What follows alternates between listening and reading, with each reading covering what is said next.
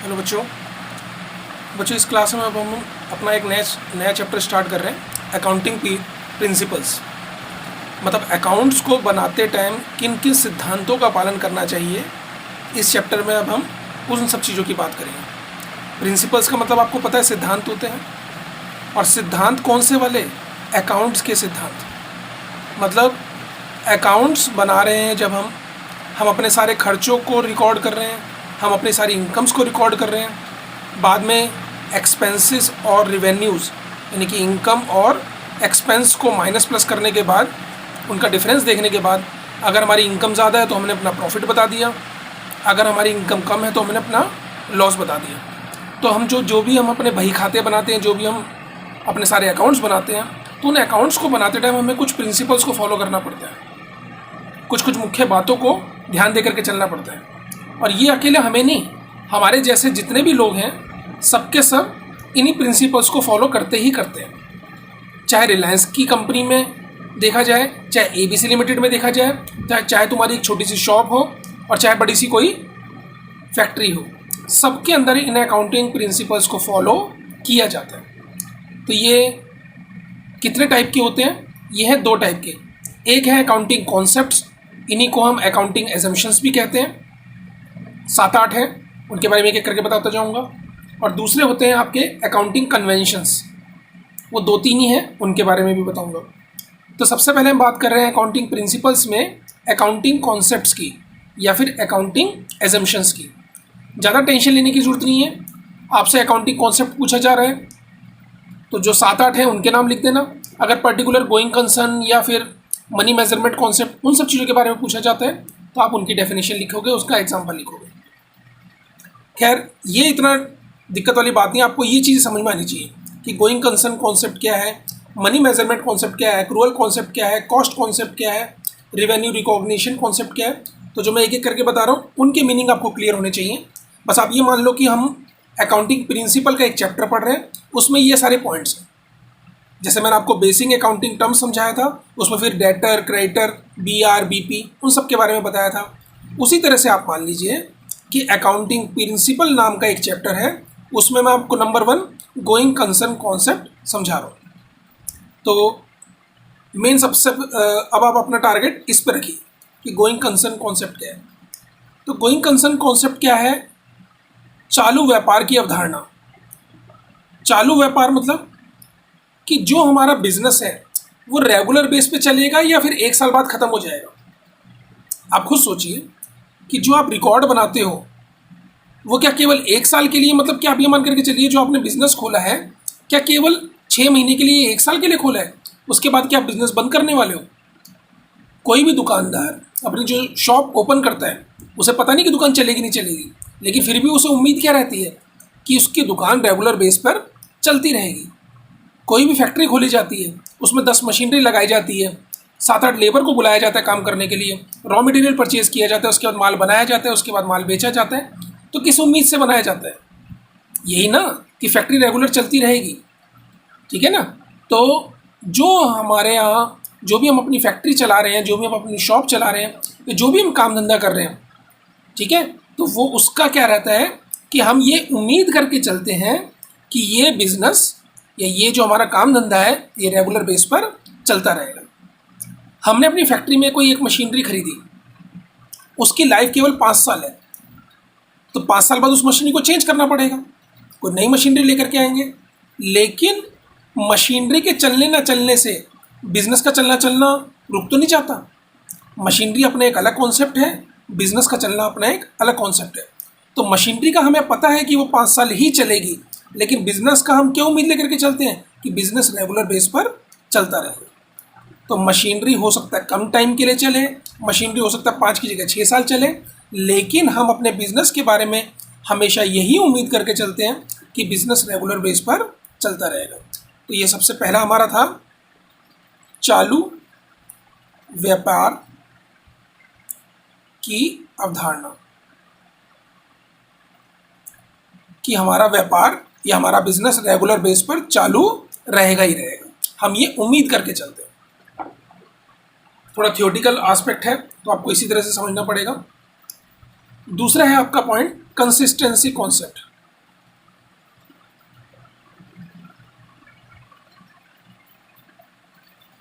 Consistency, मतलब इसको मैं आपको एक एग्जांपल देकर के समझाता हूँ कंसिस्टेंसी का मतलब क्या है यहाँ पर।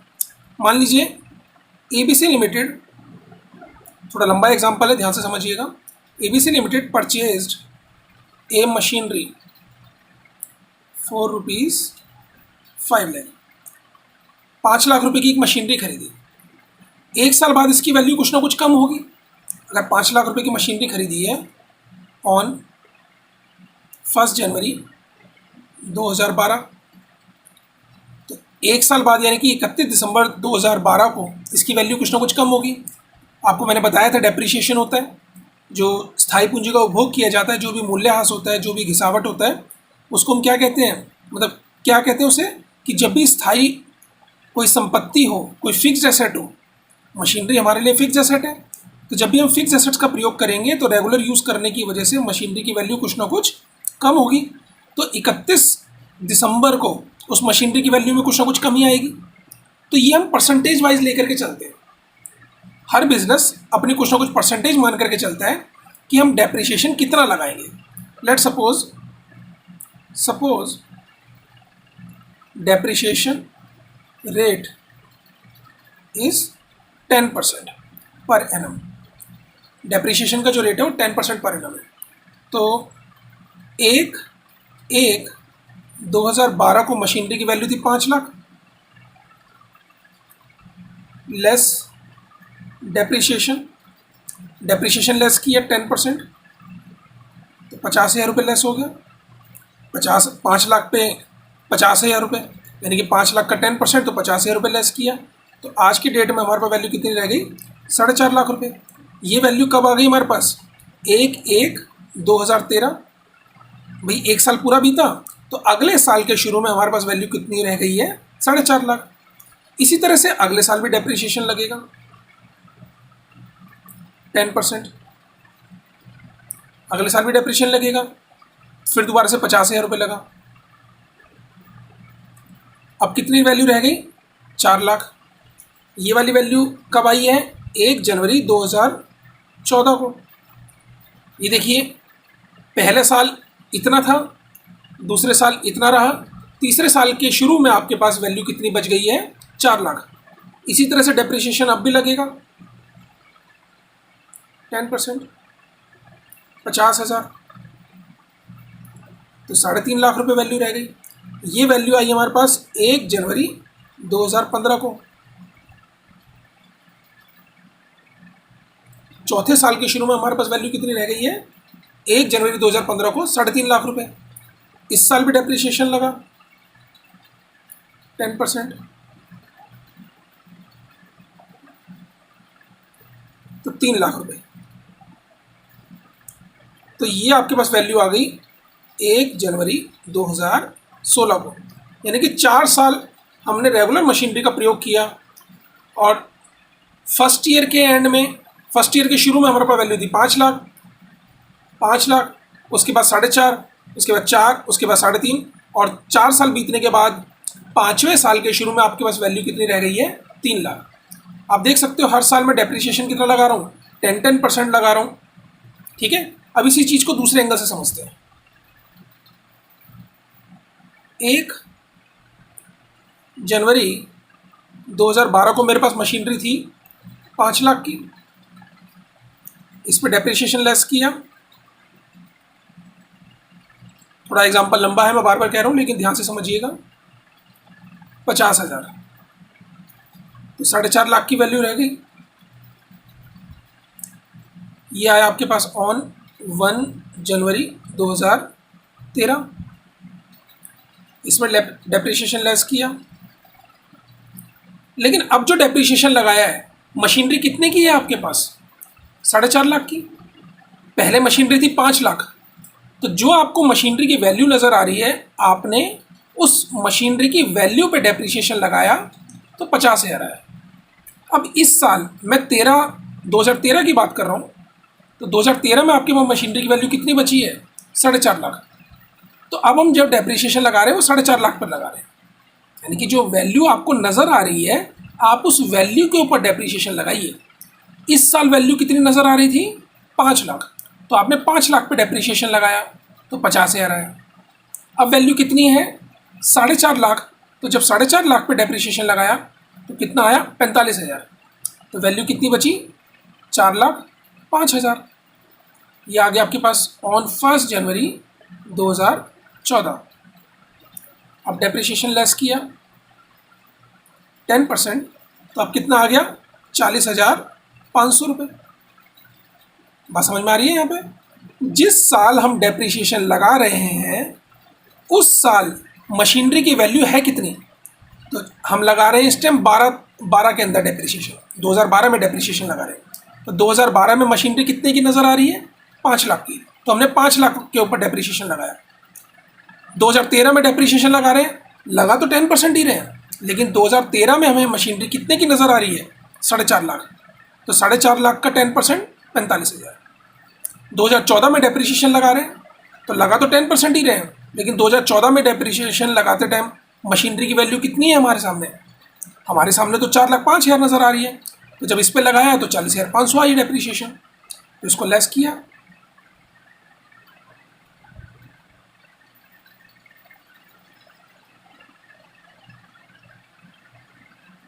$3,64,500।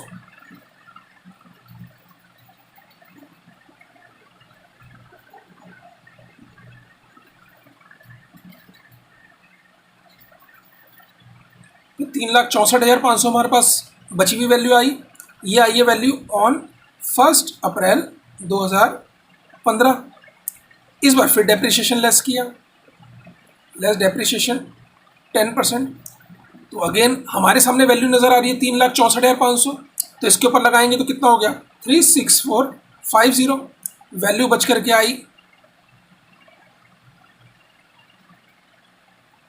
3,28,050 रुपये। ये आ गई वैल्यू हमारे पास ऑन 1 जनवरी 2016। तो आप देख सकते हो दोनों मशीनरीज की वैल्यू में डिफरेंस है। जब हमने इस तरह से डेप्रिसिएशन लगाया, हर साल हमने 50-50 हज़ार रुपये डेप्रिसिएशन लगाया। इसमें हमने क्या किया? हर साल 50,000 ही डेप्रिसिएशन रखा। क्यों? क्योंकि हम हमेशा इसको देख करके चल रहे हैं। हमने जो डेप्रिसिएशन लगाया वो जितने की मशीनरी शुरुआत में खरीदी थी उस पर डेप्रिसिएशन लगाया। मशीनरी खरीदी थी हमने 5 लाख, और इस साल डेप्रिसिएशन लगाया 50,000, इस साल डेप्रिसिएशन 50, इस साल 50, इस साल 50। यानी कि जो 50-50 हज़ार रुपये डेप्रिसिएशन लगा रहे हैं 10% ही है, लेकिन किसका 10%? जितने की शुरुआत में खरीदी थी उस पर। तो इसको बोलते हैं हम straight line method. Straight line method, depreciation लगाने का स्ट्रेट लाइन मेथड, या फिर इसी को ओरिजिनल कॉस्ट मेथड भी बोलते हैं। Original cost method, straight line method एक ही दिशा में चलना।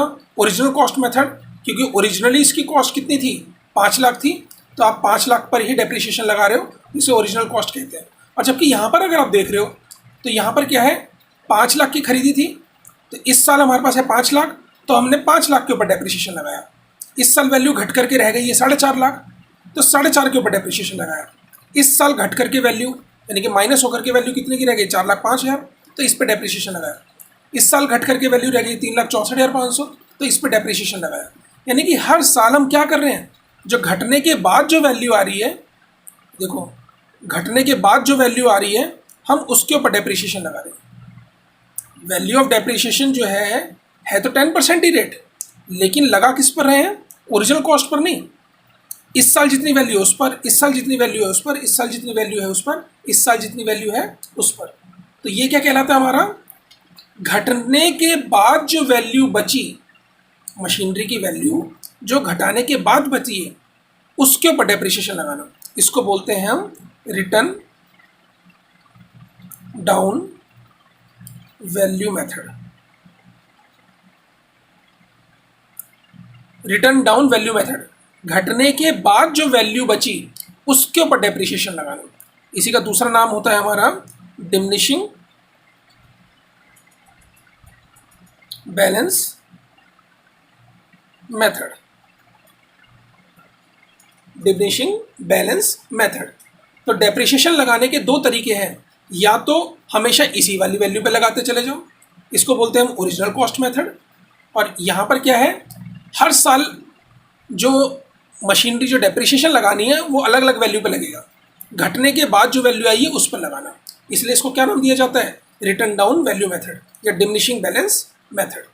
अब ये होता क्या है, दोनों में मतलब फ़र्क क्या है, आप देख ही चुके हो न्यूमेरिकली वैल्यू से कि दोनों में, इसमें 5-5 लाख पे लग रहा था, इसमें अलग अलग वैल्यू पे लग रहा है। तो दोनों की जो डेप्रिसिएशन की जो वैल्यू आ रही है वो भी अलग आ रही है। इसमें हर साल 50-50 हज़ार रुपये, इसमें डेप्रिसिएशन भी घटता जा रहा है। पहले साल डेप्रिसिएशन आया 50,000, दूसरे में 45,000, तीसरे में 40,500, तीसरे में, चौथे में 36,450। तो डेप्रिसिएशन भी घटता जा रहा है। तो दोनों ही मेथड ठीक है। अब आप कहोगे सर हम तो मैं इसी पे लगाना चाहिए क्योंकि उसमें डेप्रिसिएशन कम आ रही है। ये डिपेंड करता है बिजनेस टू बिजनेस। ये जब हम डेप्रिसिएशन का चैप्टर पढ़ेंगे आज से 2-3 महीने बाद, तो उस टाइम पर बात करेंगे। लेकिन फिलहाल के लिए मैं आपको इतना कह सकता हूँ कि दोनों ही मेथड ठीक हैं। डिपेंड करता है कि बिजनेस किस चीज़ को लेकर के चले। ये वाला मेथड भी ठीक है क्योंकि इसमें डेप्रिसिएशन लगाने से क्या होता है, हमारे खर्चे बढ़े हुए नज़र आते हैं, और खर्चा जितना ज़्यादा बढ़ेगा, एक्सपेंस जितने ज़्यादा बढ़े हुए नज़र आएंगे, हमारा प्रॉफिट उतना ही कम होगा। जब प्रॉफिट कम होगा तो हमें टैक्स कम देना पड़ेगा। यहाँ देख सकते हो डेप्रिसिएशन की वैल्यू कम होती जा रही है। जब डेप्रिसिएशन की वैल्यू कम होगी तो जो हमारे को टैक्स है वो भी कम बनेगा। तो मेरे कहने का मतलब ये है कि ये दो मेथड मैंने आपको बताए। अब दोनों मेथड तो आपको समझने ही समझने हैं, आप इसको बार बार देखिएगा इस वीडियो को, आपको इससे क्लियर होता जाएगा। तो दोनों मेथड तो समझने ही समझने हैं, लेकिन इसका कंसिस्टेंसी कॉन्सेप्ट से क्या लेना देना है। कंसिस्टेंसी कॉन्सेप्ट को समझाने के लिए मैंने ये वाला आपको एग्जाम्पल समझाएगा। तो इस एग्जाम्पल की हेल्प से मैं ये बताना चाह रहा हूँ कि कोई भी ऑर्गेनाइजेशन, अब मेन मुद्दे की बात यहाँ पर ये है कि कोई भी ऑर्गेनाइजेशन या कोई भी फैक्ट्री जो अपने अकाउंट्स बना रही है, तो अपने अकाउंट्स बनाते टाइम या तो वो इस मेथड का प्रयोग करेगी या फिर वो इस मेथड का प्रयोग करेगी। जैसे मान लीजिए आप ही की फैक्ट्री है, आपने अपनी फैक्ट्री के अंदर शुरुआत में इनकम टैक्स डिपार्टमेंट को, इनकम टैक्स डिपार्टमेंट क्या होता है, जहाँ पर हम अपना टैक्स भरते हैं। तो आपने अपना टैक्स भरते टाइम अपने अकाउंट्स बनाए, आपने अपने अकाउंट्स बनाते टाइम अपना डेप्रिसिएशन को बता दिया कि जी हम 10% लगाएंगे। लेकिन वो पूछेंगे कौन से मेथड से लगाओगे आप, तो आपने बोला कि हम स्ट्रेट लाइन मेथड से लगाएंगे। तो जब आपने स्ट्रेट लाइन मेथड से लगाया तो पहले साल लगाया, दूसरे साल भी लगाया, तो पहले साल आपकी डेप्रिसिएशन आई 50,000, दूसरे साल भी कितनी आ गई 50,000। आपको तीसरे साल में लगता है नहीं नहीं अब मुझे इसको चेंज करना चाहिए, मैं अब स्ट्रेट लाइन मेथड से नहीं, अब मैं डिमिनिशिंग बैलेंस मेथड के थ्रू जाना चाहता हूँ। तो तीसरे साल में आपने अपनी इच्छा से डेप्रिसिएशन कितनी लिख दी, 40,500। तो ये तरीका गलत है।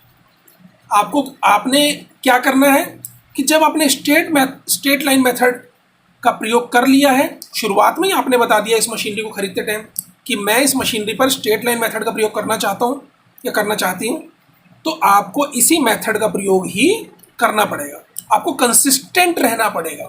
कंसिस्टेंट का मतलब होता है एक जैसा रहना, स्टेबल रहना, एक सिचुएशन में रहना। तो कंसिस्टेंसी कॉन्सेप्ट क्या कहते हैं कि जब भी कभी आपके पास 2 मेथड हो या 3 मेथड हो या 4 मेथड हो और आप किसी एक मेथड का प्रयोग कर रहे हो, तो आपको उसी मेथड का प्रयोग ही करते रहना चाहिए। उसी मेथड का प्रयोग करते रहना नहीं चाहिए, बल्कि उसी मेथड का प्रयोग ही करना पड़ेगा। आप एकदम से अपनी इच्छा अनुसार दूसरे मेथड पर तुरंत ही नहीं जा सकते। जैसे अगर आपने शुरुआत में ये मेथड का प्रयोग किया है तो आपको इसी मेथड का प्रयोग करना पड़ेगा। अगर आपने इस मेथड का प्रयोग किया है तो आपको इसी मेथड का प्रयोग करना पड़ेगा। आप एकदम से इससे यहाँ नहीं जा सकते, इस वाले मेथड से यहाँ नहीं जा सकते। हाँ, वैसे सिचुएशन कभी बनेगी तो आप इस मेथड का प्रयोग करके यहाँ भी पहुँच सकते हो या फिर इस मेथड का प्रयोग करके यहाँ भी पहुँच सकते हो, लेकिन उसके लिए आपको इनकम टैक्स डिपार्टमेंट से परमिशन लेनी पड़ेगी। उसके लिए बहुत ज़्यादा कागजी कार्यवाही होती है, वो जब हम आगे आप फ्यूचर में कोई भी पढ़ोगे तो आप उस चीज़ को समझोगे। लेकिन फिलहाल के लिए आप यही मान करके चलिए कि नॉर्मल सर्कमस्टेंसेस में, सामान्य परिस्थितियों में एकदम से आपका मन करने के हिसाब से नहीं चल सकता कि कभी आप इस मेथड का प्रयोग करें, कभी आप इस मेथड का प्रयोग करो। तो आपको जो मेथड आपने प्रयोग कर लिया है, आपको उसी मेथड को फॉलो करना पड़ेगा लाइफ टाइम के लिए। तो मैंने आपको 2 कॉन्सेप्ट समझाए यहाँ पर। एक बताया going concern concept. Going concern concept में क्या बताया कि जिस बिज़नेस का आप प्रयोग कर रहे हो या जिस बिज़नेस को आप चला रहे हो, आप यही उम्मीद करके चलते हो कि वो बिज़नेस रेगुलर बेस पर चलता रहेगा, आप उससे वही इनकम कमाते रहोगे, बल्कि इनकम में और ग्रोथ होगी, आपका बिज़नेस रेगुलर बेस पर चलता रहेगा। आप कभी भी ये नहीं उम्मीद करोगे कि आपको अगले साल लॉस होने वाला है या उससे अगले साल लॉस होने वाला है, तो लॉस होने की वजह से आप केवल बिज़नेस 1 साल ही चलाओगे। आप यही उम्मीद करोगे कि बिजनेस में आपको प्रॉफिट होगा हमेशा, और प्रॉफिट होने की वजह से आप बिजनेस को अपने रेगुलर बेस पर रखते रहोगे। दूसरा मैंने आपको बताया कंसिस्टेंसी कॉन्सेप्ट। इस कॉन्सेप्ट के अनुसार क्या बताया कि जिस मेथड का आपने प्रयोग कर लिया है एक बार, आप उसी मेथड का प्रयोग हमेशा करते रहोगे। सामान्य परिस्थितियों में आप उस मेथड को प्रयोग चेंज करना नहीं चाहोगे। अगर आपने इस मेथड का प्रयोग किया है तो इसी मेथड को रखोगे, इस मेथड का प्रयोग किया है तो इसी मेथड को रखोगे। सामान्य परिस्थितियों में इसमें बदलाव नहीं किया जाएगा। अगर बदलाव करना ही है तो उसके लिए स्पेशल परमिशन लेनी होगी डिपार्टमेंट से। तो ये दो कॉन्सेप्ट समझाए हैं। इसी तरह से आपको और कॉन्सेप्ट मैं अब नेक्स्ट क्लास में समझाता रहूँगा।